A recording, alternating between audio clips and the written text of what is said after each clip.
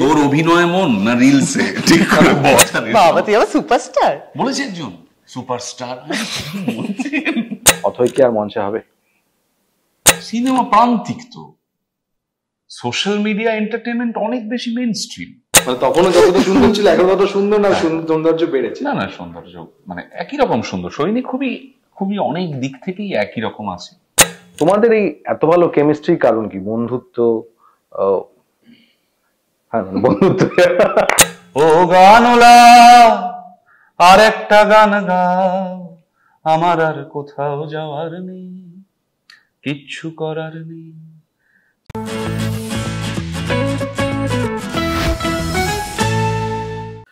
নমস্কার, আডিশনে আপনাদের স্বাগত। আপনার সময় দেবপ্রিয়। এই মুহূর্তে আমার সঙ্গে এমন দুজন রয়েছেন যাদেরকে পর্দা হোক বা নাটকের মঞ্চে দেখতে আপনার প্রত্যেকেই পছন্দ করেন। অনির্বাণ ভট্টাচার্য এবং সৈনী সরকার, দুজনকেই স্বাগত। শুরুতেই যেটা বলবো, অথই যারা নাটক দেখেছে তাদের একটা রকম আলাদা প্রত্যাশা, আর অবশ্যই তার বাইরেও যারা তোমাদের জুটি হিসেবে দেখে আছে বা ভালো অভিনেতা হিসেবে যারা মনে করেন তাদের একটা অন্যরকম প্রত্যাশা। তো এই জায়গা থেকে যেটা জানতে চাইবো, এই নাটক থেকে সিনেমা এটা কঠিন না সহজ দুজনের জন্য?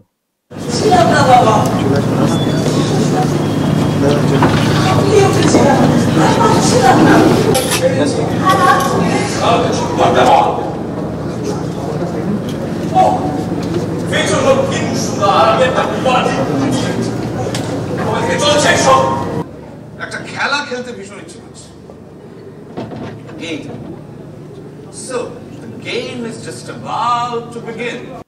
অনির্বাণের জার্নিটা অন্যরকম, কারণ ও তো এখানে ক্রিয়েটিভ ডিরেক্টর হিসেবেও কাজ করেছে। তো আমার জার্নিটা তুমি যদি বলো নাটক থেকে সিনেমা, এটা এই ক্ষেত্রে সহজ, আমার ক্ষেত্রে এই সহজ শব্দটা বলবো সহজ হয়েছে, কারণ চরিত্রটা দীর্ঘদিন ধরে রিহার্সাল হয়েছে। শো আমি অনেকগুলো শো করিনি, আমি 6টা শো করেছি, 5টা বা 6টা শো করেছি।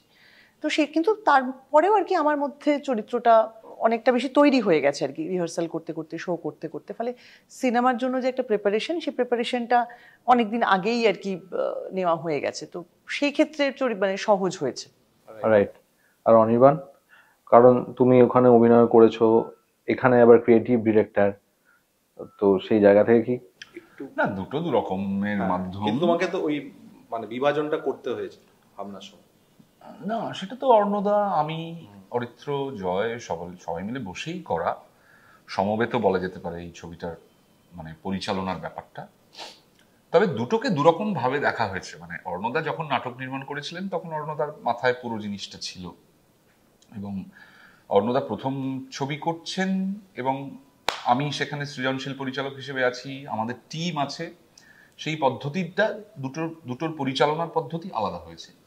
কিন্তু মানে কোনটা বেশি সহজ কোনটা কঠিন সেই তুলনাটা আমার পক্ষে বলা খুব ডিফিকাল্ট, কারণ নাটকটার সঙ্গে আমি শুধুমাত্রই অভিনেতা হিসেবে জড়িয়েছিলাম। রাইট।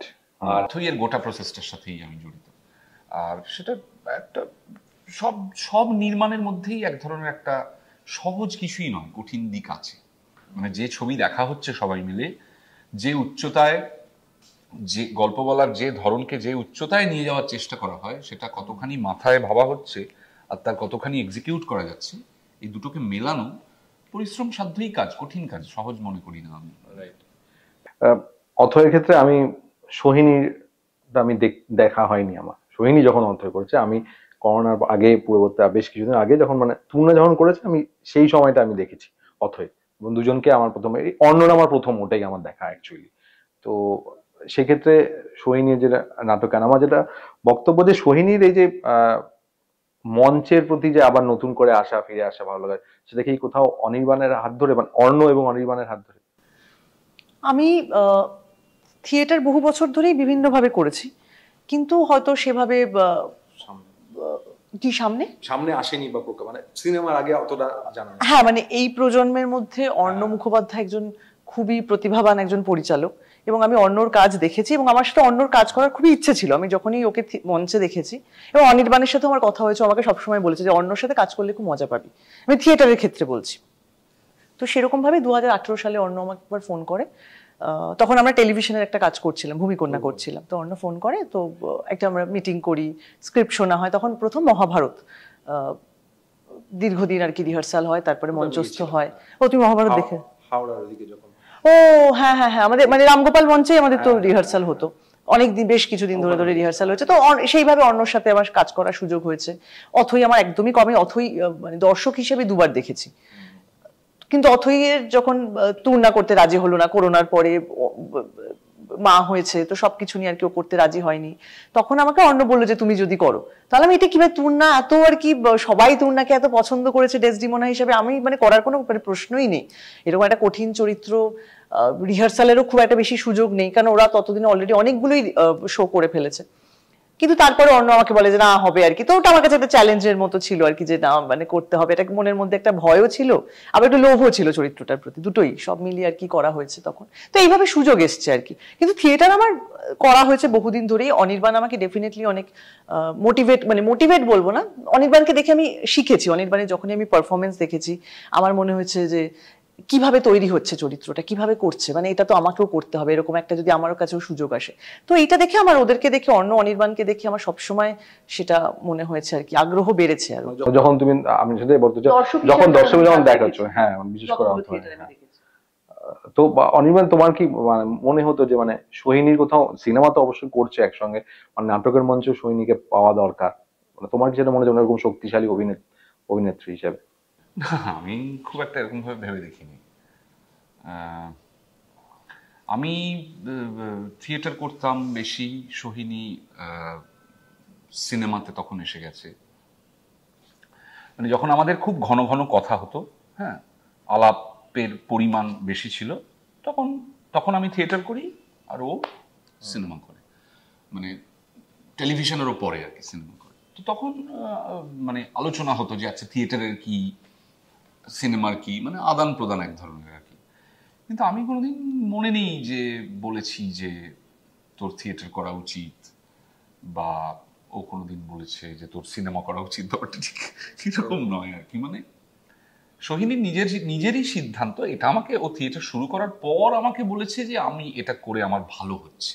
মানে একটা নাটক আমরা যখন রিহার্সাল করতাম, যোগাযোগ বলে একটি নাটক, কোন সাল বলতো ওটা, 2012 হবে। তখন ওরা রেপার্টারিতে কাজ করতো মিনার্ভাতে।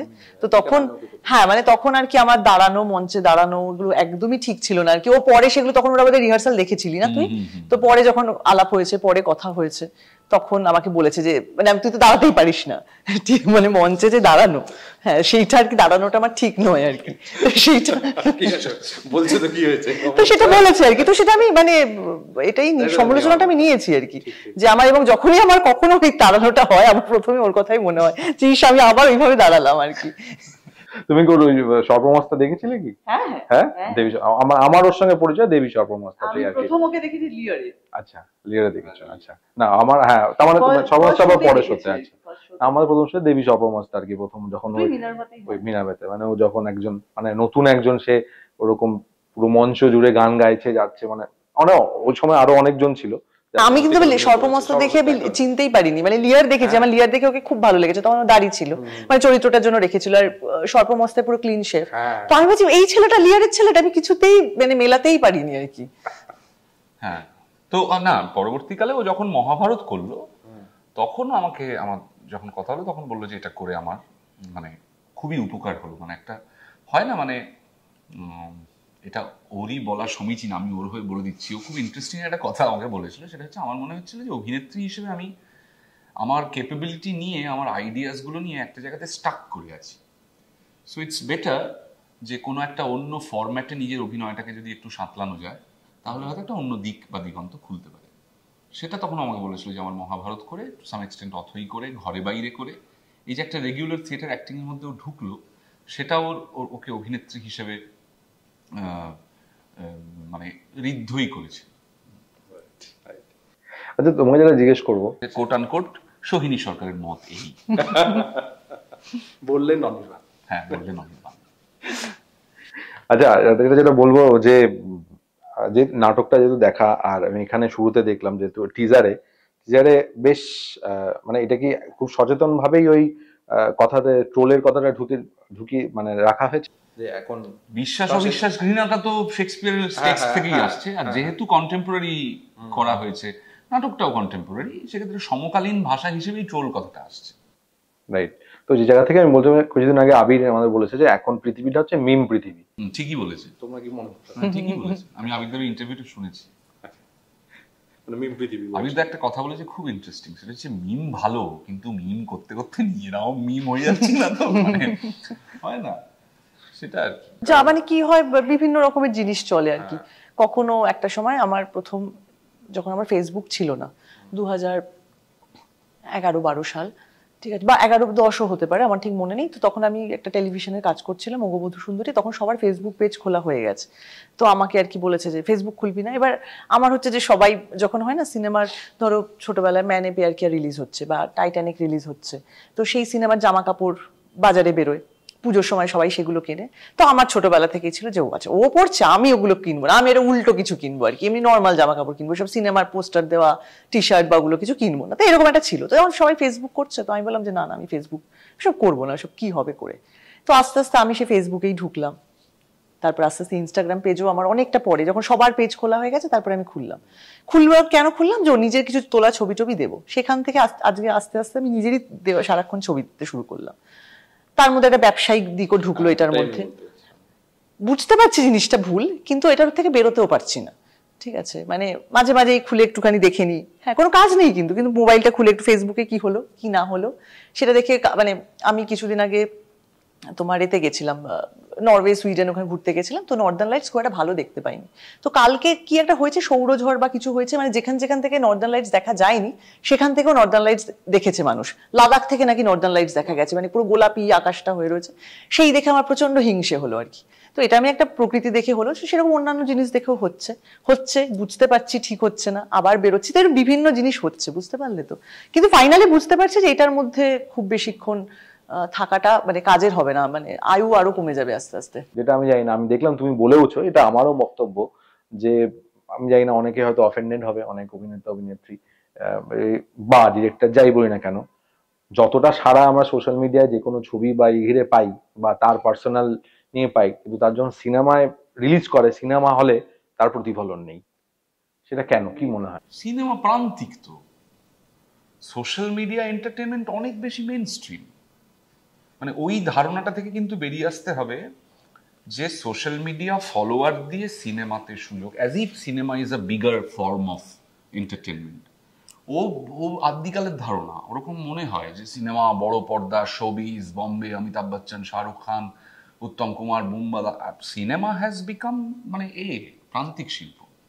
সোশ্যাল মিডিয়া এন্টারটেনমেন্টের হিসেবে তুমি যদি তাতে রিলস, নিউজ সবকিছু ঢোকাও, অনেক বড় এন্টারটেনমেন্ট সিনেমার থেকে। সিনেমা প্রান্তিক, মানে সাইড ছোট্ট চুপ করে বসে আছে।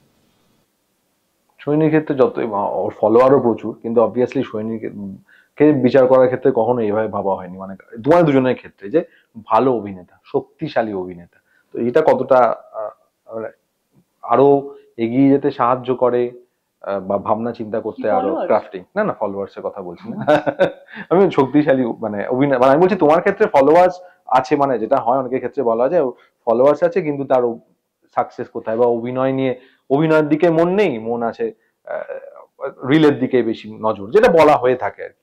সেই জায়গায় তোমাকে সেটা কখনো ফেস করতে হয় না, যে তোমার ফলোয়ারও আছে, আবার তোমার অভিনয় নিয়ে যে না অভিনয় নিয়ে ভাবছে না বা ক্রাফট নিয়ে ভাবছে না, এমন নয়। তো এই যে শক্তিশালী অভিনেতা বা ভালো অভিনেতা বলা হয় দুজনকেই, তো সেইটা কি কতটা, এটা কি কতটা এনজয় করে এবং কতটা উৎসাহ যোগায় যে আরো নতুন করে নিজেদের নিয়ে ভাবনা, ক্রাফট, বা এটাকে কতটা সিরিয়াসলি নাও আগে এবং এটাও বলো দুজনকে এই প্রশ্নটা।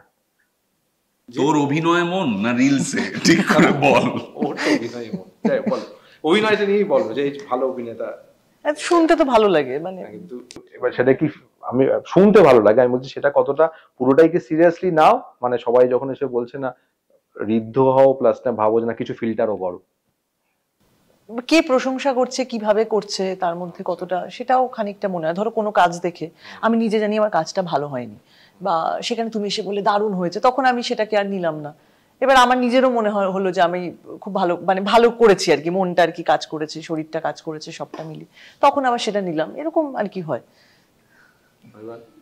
হ্যাঁ এরকম মানে নিজের তো একটা বিচার থাকে। তার বেশি প্রশংসা করলে লজ্জা লাগে তোর? আমার তো খুব লজ্জা লাগে, খুব লজ্জা লাগে। কি রিয়াক্ট করব, কি করব, মানে ধরো তুমি আমাকে বলেছি সৈনী ও অমুক কাজটা দেখলাম খুব ভালো লাগলো, থ্যাংক ইউ দেবুদা, খুব থ্যাংক ইউ, দেখলে তুমি কি আজ ভালো লেগেছে, ব্যাস হয়ে গেল। এবার তুমি যদি সেটা আরো 5 বার 6 বার বলো তখন মনে হয় আমি কি রিয়াকশন দেবো, থ্যাংক ইউ এর পরে কি বলবো, এত ভালো মানে এমন অপূর্ব এসব বলতে থাকলে তখন।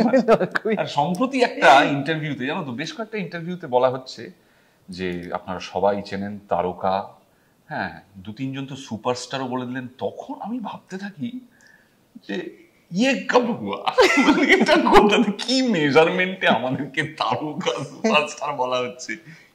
আরে আমি সবাইকে সত্যি বলবো, আমাদের ফুচকা খেতে গেলে তুমি কেউ কিচ্ছু হয় না গো, আমি তো মানে আমি রাস্তাঘাটে যথেষ্ট ঘুরে বেড়াই, মানে ঠিক আছে কোনো কোনো কিছু অসুবিধা, বাজারঘাটও করি আমি, কিছুই অসুবিধা হয় না, মানে আমার তো কোনোদিন কোনো লোকজন 1-2 জন হয়তো বললো, কিন্তু সেটাও খুব একটা বেশি ডিস্টার্ব করা।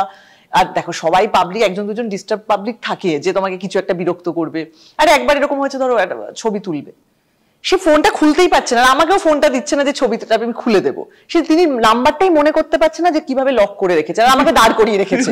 আমি ভাবছি মানে আমি যাবো বেরোবো, তাহলে আমাকে ফোনটা দিন, আমি লক নাম্বারটা তো জানি না আপনি কি বলে লক করেছেন। এবার সে বিড়ম্বনা, আমি কি করবো বুঝে উঠতে পারছি না। তো এরকমও হয় আর কি, কিন্তু কোথাও কোনো অসুবিধা হয় না, কলকাতা শহরে তো হয়ই না। আমরা হচ্ছি সব আটপুরের লোকজন, সব মানুষের সাথে মিশিয়ে থাকি, চড়া বলতে একটা গাড়ি চড়ি, এইটুকুই যা আমাদের একটা থাকে, আর কি তো কোনো কোত্থেকে হলাম তারকা সুপারস্টার। বাবা তুই আবার সুপারস্টার বলেছে একজন, সুপারস্টার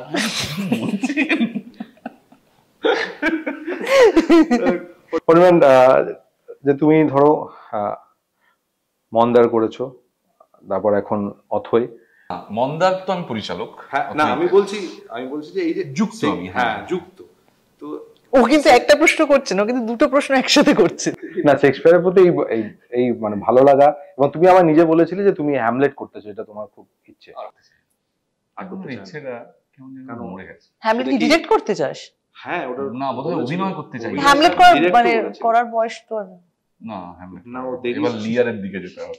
না হ্যামলেট করার বয়স নেই আর বলছো? না হ্যামলেট অন্যভাবে অ্যাডাপ্ট করলেই হবে। ও তাও তুই করবি? দেখো তনুর ঋদ্ধি খুব ভালো হ্যামলেট করেছে, বা না হ্যামলেটের ব্যাপারটা ঋদ্ধি খুবই ভালো কথা ছিল, ওর অনেক দূর এগিয়েছিল, ও আমাকে ইন্টারভিউতেও বলেছিল, তারপরে অনেক দূর ভাবনা চিন্তা হয়েছিল, অত আমি খুলে বলছি না এখানে, এগিয়েছিল। তারপরে অবভিয়াসলি একটা নাটক নেমে যায়, তারপরে একই সময়ে দুটো নাটক। ও মনে পড়ে গেছে, চেতনার হ্যামলেট করার কথা ছিল, নীলদা ডিরেক্ট করার কথা ছিল, অরুণ বাবুর টেক্সট আমার মনে পড়েছে, সেই সময় তোমার আমার কথা হয়েছিল। ঠিক ঠিক ঠিক ঠিক।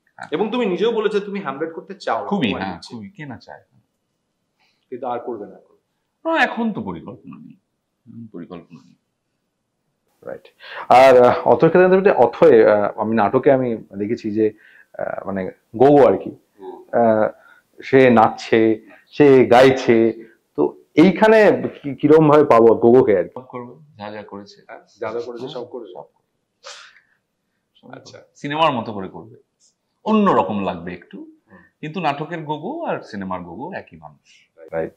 আর সৈনী যখন নাটকটা দেখতে, তখন কি তখন, কারণ আমরা যখন নাটকটা দেখেছি অবভিয়াসলি, আমি যেহেতু তুমি না দেখেছি, তারপর তুমি তো প্রত্যেকে অভিনেতা হিসেবে খুবই ভালো, তো কিন্তু কোথাও নাটক যারা দেখতো তারা মানে ওই দুজনকে উপর এতটাই মানে মুগ্ধ হয়ে দেখতো যে বাকিরা যতই ভালো অভিনেতা হোক যে তাদের কাছে নজরটা কম পড়তো।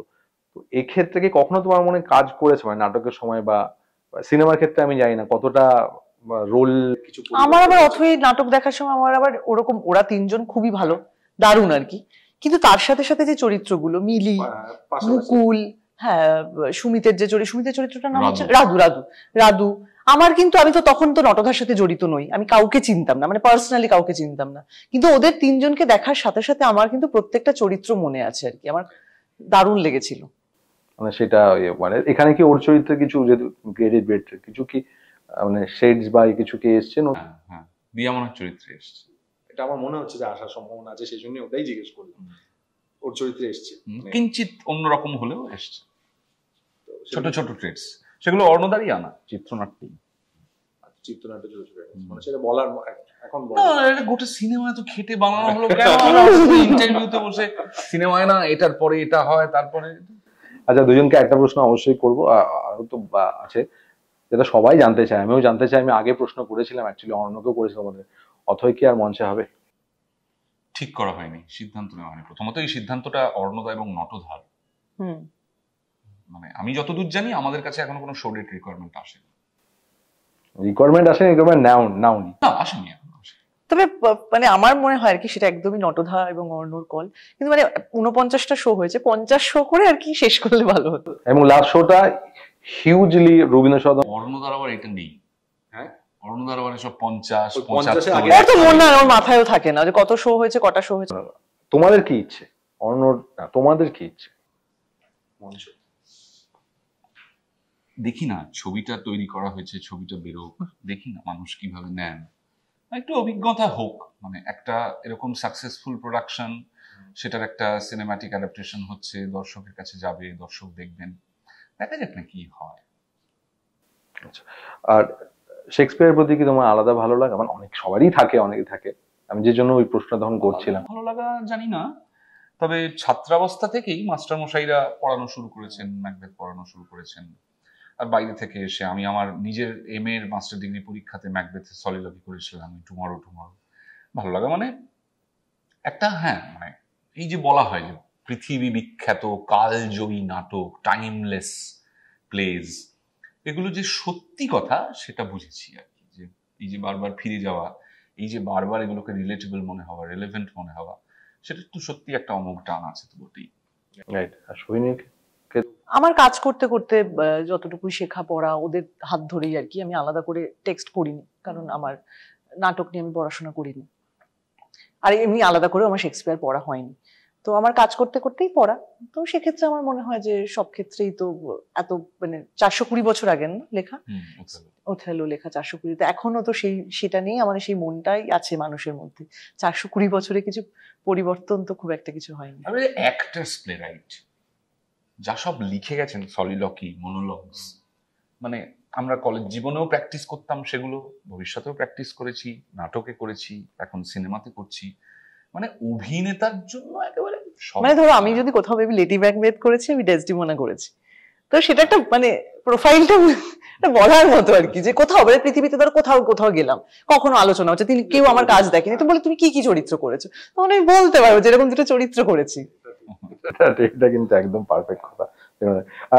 জানতে চাইবো যে তোমরা দুজনে সিনেমাতেও কাজ করেছো, এখানেও কাজ করেছো, তোমাদের এই এত ভালো কেমিস্ট্রির কারণ কি? বন্ধুত্ব? হ্যাঁ বন্ধুত্ব মানে অফ স্ক্রিন বন্ধুত্বই কি অন স্ক্রিনে রিফ্লেক্ট করছে? এত কিছু যে প্রশ্ন করছো, অথই দেখে কিন্তু লোকজন হতাশ হবে। না সেটা তো আলাদা বিষয়, সে তো দেখবে, সেটা মানে ওরা কি দেখতে চায় আমি জানি না, যারা অথই আমরা যারা দেখেছি নাটক তারা জানি কি দেখতে চাই, বাকি যারা দেখেনি তারা আমি জানি না তারা কি ভাবনা থেকে আসছে, বাট সেটা তো সম্পর্ক ব্যক্তিগত সম্পর্ক, এবং সেটা অনেক দিন ধরে চলছে, মানে 2013 সাল থেকে বোধহয়। হ্যাঁ মানে অনির্বাণ ভট্টাচার্য যখন সুপারস্টার হয়নি, ফালতু কথা বলিস না, আমি আর কথা বললাম আমার পেছনে লাগছে, তখন থেকে চিনি, সেই জন্য বহু দিনের সম্পর্ক, সেই কারণেই কেমিস্ট্রি। সেই অনির্বাণ এই অনির্বাণ পার্থক্য কিছু হয়নি, এরকমই গুরু গম্ভীরই ছিল আর কিছু, হ্যাঁ এরকমই। তখন কি তোমার প্রথম দেখায় মনে হয়েছিল, মানে ওকে আমি অনেকবার জিজ্ঞেস করেছি যে ও প্রথম ইন্টারভিউতে এটা ছিল যে আমার ও বলেও ছিল যে না প্রচুর কিছু, এইটা পড়েছিস, তখন তুমি করে বলতে এইটা পড়েছো, ওটা হয়তো কিছুই পড়িনি আমি, প্রথম বিয়েতেই এত আমি এইসব বলতাম না, কেন মিথ্যে রটাচ্ছি, এই বইটা পড়েছো, ওই বইটা পড়েছো, এটা সুর ভাজলো, এটা বলো তো কোন সিনেমা, আমি তো সিনেমা দেখি না, মানে তখনও দেখতাম না, হ্যাঁ বুঝতেই পারছি না যে বাবা কি শিক্ষিত একটা ছেলে, আমি তো কিছুই জানি না আর কি, তো সেই রকম সেই ভাবনা এখনো আছে। নাকুচু ব্যাপার কি মনে হয়েছিল প্রথম? আমার একদমই নাকুচু না, কি যে আমার মানে কমপ্লিট গুজব, এবং কোনো একটা কারণে আমার উপর রেগে আছে তাই এরকম সব বলছে ক্যামেরার সামনে, আপনারা প্লিজ এগুলো বিশ্বাস করবেন না। আর তখন সইনি, এখন সইনি, বলো মানে দুজনকে বলো মানুষ এবং অভিনেতা হিসেবে কি কি দেখো, মানে কিরকম গ্রো করেছে? বা আমার অভিনেতা হিসেবে ওকে মনে হয়েছে যে ও আগের থেকে, কি বলবো, কি শব্দটা বলি বলতো, কোন ধরনের শব্দ? আমার ভালো মানে ভালো হয়েছে আর কি, মানে থিয়েটারে আমি মঞ্চের কথা বলবো না, কিন্তু আমি সিনেমার প্রথম ছবি থেকে এখনো পর্যন্ত সেটা আমার মনে হয়েছে যে ক্যামেরার সাথে ওর বন্ধুত্ব, ওর ভালোবাসাটা আরো বেড়েছে আর কি, সেটা কাজ করতে করতে সেটা ওর তৈরি হয়েছে। মঞ্চে তো ওর যারা মানে অনেক বেশি দিন ধরে নাটক দেখে অনেকে ও নিশ্চয়ই জানে, অভিযোগ হচ্ছে আগের মতন করে মন দিয়ে মঞ্চে নাটক, পুরনো নাটক করে না অনির্বাণ। জানি না তোমার কানে এসছে কিনা, আমাকে বলেছে অনেকে। আমার কানে আসে। তোমাকে কেউ বলেনি সাহস করে সামনে এসে? পুরনো নাটক করে না? পুরনো নাটক ধরো, আমি মানে যে ধরো না না মানে যে পুরনো যে নাটকগুলো তুমি প্রথম করে, মানে ধরো 50তম অভিনয় এসে যে আগে মানে মানে যেটা বলে যে now you play to gallery, মঞ্চের ক্ষেত্রে ইউ প্লে টু গ্যালারি। এখন তুমি গ্যালারি জন্য অনেক কিছু করবা, যেটা তখন অবভিয়াসলি তখন করনি। এটা বলেছে, আমি একদম খুব মানে ক্যাটেগরি। সেটা তো অভিনয়ের সমালোচনা। হ্যাঁ হ্যাঁ, আমি অভিনয়ের কথাই বলছি। আচ্ছা আচ্ছা, মানুষের কথা বলছি। কিন্তু আমাকে বলেছে, মানে অনেকেই বলেছে, তোমার কানে আসেনি। তুই কি মনে করো কিছু চেঞ্জেস করেছো, বা এখন তার সময় কম পাও, আগে যতটা সময় নাটকের জন্য পেতে? না, অভিনয় তো বদলেই যায়, প্লেট টু গ্যালারি করিনি, সব বাজে কথা। ওইভাবে করা যায় নাকি? একটা চরিত্র করছি, হঠাৎ করে গ্যালারি প্লে করে দিলাম, তার তো একটা বাঁধুনি আছে, নাটকের একটা বাঁধুনি আছে, সেটা তো থাকতে হবে। হ্যাঁ, ভেতরে ভেতরে তার অন্তর্বর্তী চরিত্রের, আমারও বয়স বাড়ছে, আমিও চরিত্রটাকে অন্যরকম ভাবে দেখছি, কিন্তু তার একটা ডিসিপ্লিন অফ পারফরমেন্স তো আছে, সেটার বাইরে বেরিয়ে অভিনয় করা যায় নাকি? ঠিক ঠিক। আমি বললাম এমন একজন আছে যে প্রায় 20 বার দেখেছে নাটক, তার ভিত্তিতে আমি বললাম আর কি। যাই হোক, আর ওর ব্যাপারে তুমি বললে না তো, ও তো বললো তোমার ব্যাপারে। কিছুই বদলায়নি, একটু অন্যরকম দেখতে ছিল, মানে একটু রোগা ছিল, এখন বয়সের সাথে সাথে যেভাবে দেখতে কি একই রকম সুন্দর? হ্যাঁ, খুবই সুন্দর দেখতে। মানে তখনও যতটা সুন্দর ছিল এখন ততটা সুন্দর না? সৌন্দর্য বেড়েছে? না না, সৌন্দর্য মানে একই রকম সুন্দর। সৈনিক খুবই খুবই অনেক দিক থেকেই একই রকম আছে, মানে প্রায়ও বলা যাবে না, মানে একই রকম আর কিভাবে সেটা আছে, সেই একদম এক টানা এক রকম। আর অভিনয় তো এক থাকলে হবেই না কোনোভাবে। অভিনয়ের ক্ষেত্রে কতটা কি পরিবর্তন দেখেছো? অভিনেত্রী সোহিনী, অভিনেতা। আমি পরিচালনা করেছি বলে বলছি না, আমি অনেক পরবর্তীকালে যখন মন্দার দেখেছি, অভিনেতা অলওয়েজ রিমেন্স অভিনেতা। পরিচালক তাকে যাই বলুক, পরিচালক তার কাজটা করে দিতে পারে। অভিনয়টা অভিনেতা কি করতে হয়, অভিনেত্রী কি করতে হয়। অনেক পরে মন্দার দেখে যখন ডিট্যাচমেন্ট তৈরি হয়ে গেছে কাজটার সাথে, এটা যে আমার পরিচালনা, এটা ভুল হলো, একদম দর্শক হিসেবে অবজেক্টিভলি যখন দেখার চেষ্টা করেছি, স্টানিং লেগেছে কিছু কিছু জায়গায়। খুবই ভালো অভিনয়, খুবই ভালো অভিনয়। আচ্ছা, ওখানে তো জোকার, এখানে দেখলাম সাদা এই বলে রং হচ্ছে, তো সেটা কি মানে ওটারই প্রতিফলন? 14ই জুন ছবিটা। আচ্ছা অনির্বাণ, তুমি এই মুহূর্তে আর নাটক করবে না বলেছো, মানে এটা কি সত্যি? মানে শুনছি, মানে আমি বলছি হ্যাঁ, এই মুহূর্তে আমি একটু বিরতি নিচ্ছি। তোমার বিরতি মানে কতদিনের বিরতি সেটা আমি জানি না, মানে জানি না। এখন একটু, আমি খুব টানা অনেক বছর করেছি, একরকম ফরম্যাটের মধ্যে দিয়ে করেছি, তো আমি একটু রেস্ট করেছি।